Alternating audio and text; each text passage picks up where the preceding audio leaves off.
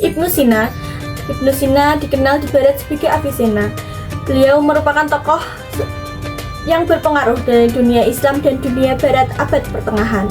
Dia dikenal sebagai dokter, ahli astronomi, filsuf, dan penulis besar pada masa keemasan Islam atau the Golden Age of Islam serta abad pertengahan dunia Islam. Ia dijuluki Saraful Mulk, Hujjatul Haq, dan Syekhur Rais. Dalam dunia filsafat, Ibnu Sina menjadi pemimpin utama mazhab peripatetik, yaitu aliran filsafat yang berasal dari Aristoteles.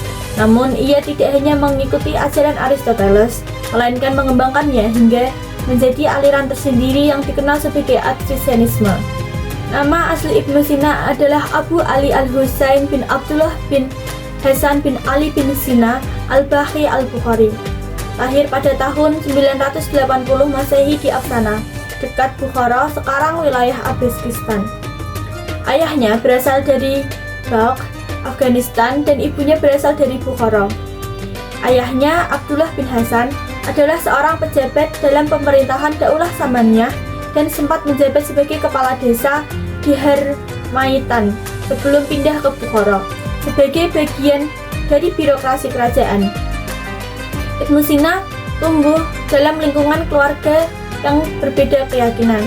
Ayah dan saudaranya menganut Syiah Ismailiyah, sementara ia dan ibunya tetap mengikuti akidah Maturidiyah atau Sunni dan mazhab Hanafi yang juga dianut Daulah Samaniyah. Sejak kecil, Ibnu Sina mendapat pendidikan langsung dari ayahnya. Ia kemudian belajar Al-Quran dan sastra Arab di sekolah Islam hingga pada usia 10 tahun sudah menghafal Al-Quran dan mahir dalam sastra Arab.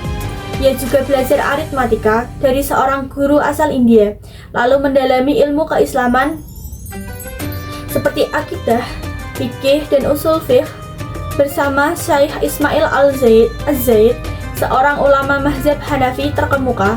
Pada usia 15 tahun, Ibnu Sina sudah menguasai hampir seluruh ilmu-ilmu Islam.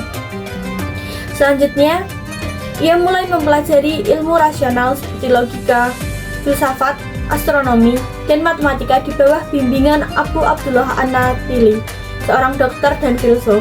Ia dengan cepat menguasai karya-karya besar seperti Isagoge karya Porphyry, Organon karya Aristoteles, Almagest karya Ptolemy, dan Elemen karya Euclid.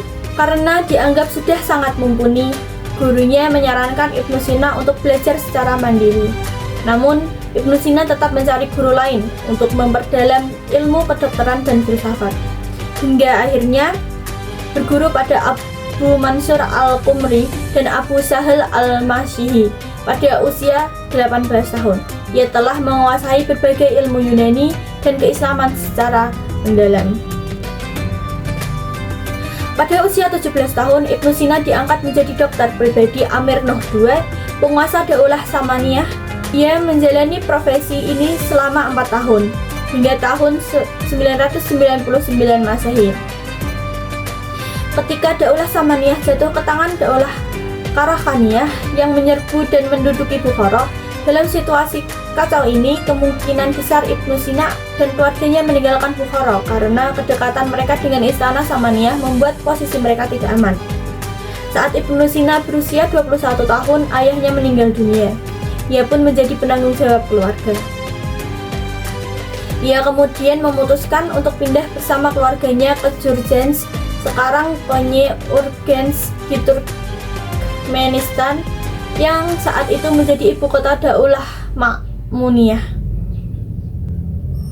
Sepanjang hidupnya, Ibnu Sina telah menulis sebanyak 450 karya, namun hanya 240 yang bertahan, termasuk 150 karya di bidang filsafat, 40 di bidang kedokteran, dan sisanya di bidang yang lain.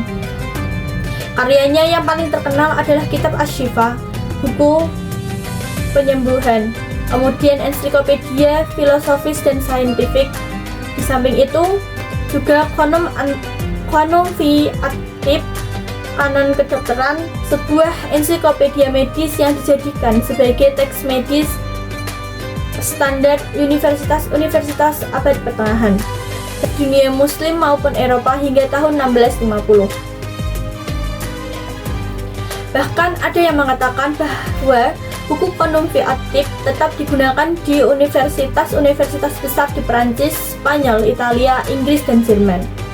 Mereka menggunakan hasil terjemahan oleh Gerard of Cremona 1114 sampai 1187 Masehi. George Sarton menulis The History of Science, menggambarkan Ibnu Sina sebagai salah satu pemikir dan cendekiawan kedokteran terbesar dalam sejarah dan ilmuwan Islam paling terkenal di Barat. Ia dikenang sebagai tokoh utama yang memberikan kontribusi penting bagi ilmu kedokteran secara khusus dan bangkitnya era Renaissance di Eropa. Pengaruhnya yang dominan di kalangan sarjana Eropa abad pertengahan karena Ibnu Sina menghubungkan tulisan teks-teks medis dari Galen dengan teks-teks filosofis dari Aristoteles. Bersama dengan Hippocrates dan Galen, ia diakui sebagai Princeps Medicorum atau pangeran para dokter.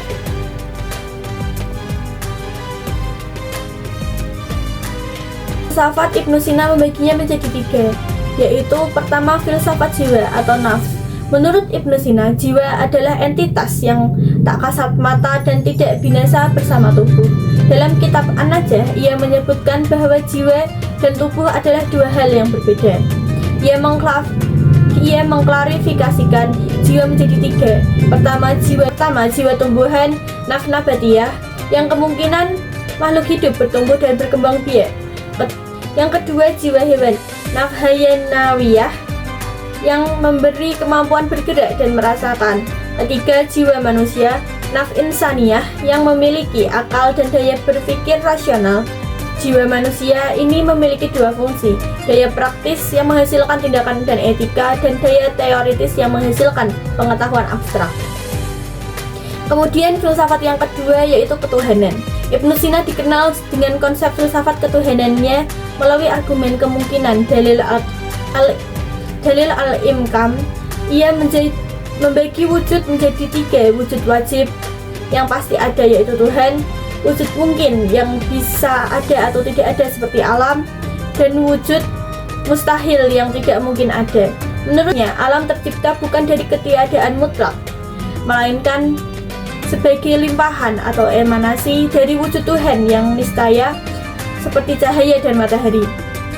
Ini berbeda dengan pandangan Aristoteles yang menyatakan bahwa alam bersifat azali dan tidak berpemulaan. Filsafat yang ketiga adalah emanasi.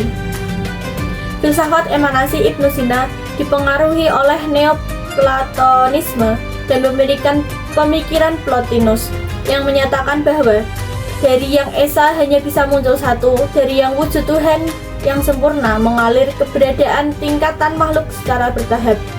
Ibnu Sina menyatukan pandangan filsafat Yunani dan Islam dengan menyatakan bahwa Tuhan adalah pencipta yang menyebabkan segala sesuatu melalui emanasi.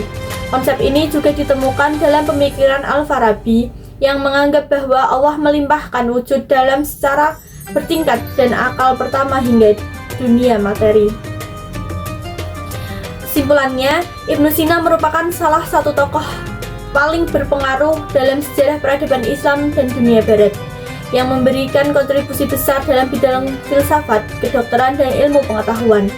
Ia tidak hanya meneruskan pemikiran Aristoteles dalam mazhab peripatetik, tapi juga mengembangkannya menjadi Avicennisme yang terbagi menjadi 2 bentuk utama, Avicennisme Latin dan yang rasional dan logis, serta Avicennisme Islam yang lebih spiritual dan metafisik. Dalam filsafat ia dikenal dengan konsep tentang jiwa, argumen wujud dalam filsafat ketuhanan, serta teori emanasi yang menjelaskan proses penciptaan alam dari Tuhan melalui tahapan akal-akal. Melalui karya-karyanya seperti kitab Asy-Syifa dan Konum Fiatif, Ibnu Sina menjembatani pemikiran filsafat Yunani dengan ajaran Islam dan memberi pengaruh besar terhadap perkembangan intelektual di Eropa, khususnya dalam dunia kedokteran dan filsafat abad pertengahan. Pemikirannya menjadi fondasi penting bagi perkembangan ilmu pengetahuan serta mendorong kebangkitan intelektual Islam dan Eropa. Terima kasih.